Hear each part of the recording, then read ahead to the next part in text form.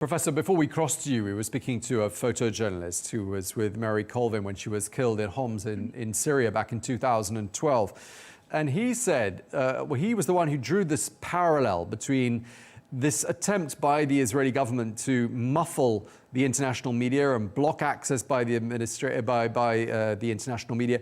He compared that technique to the techniques to silence the press that were used by the ousted Syrian president Bashar al-Assad.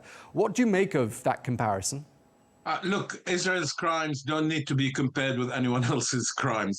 They are absolutely horrific in their own ways, in their own terms.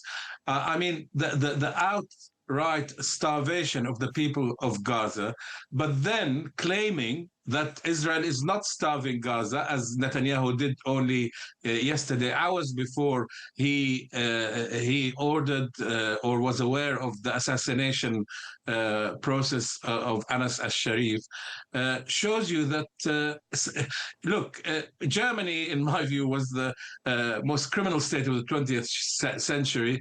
Israel is the most criminal state of this century, and it is pushing itself into total isolation. It is around the world, people hate what it does. They don't hate the Israeli people per se, but we must realize and remember that the IDF comes from the Israeli people. The Air Force comes from the Israeli people.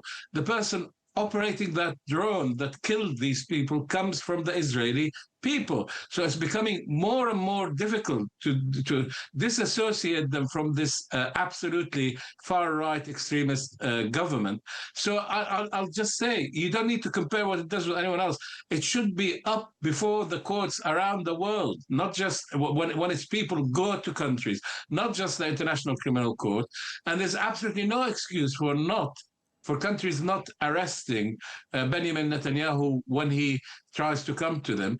And, you know, this shows you how the United States, by allowing him to come and visit a couple of times since the arrest warrant was issued, is just simply wrong. You either have international law and you apply it uniformly, or we have the law of the jungle, which is Israel's law.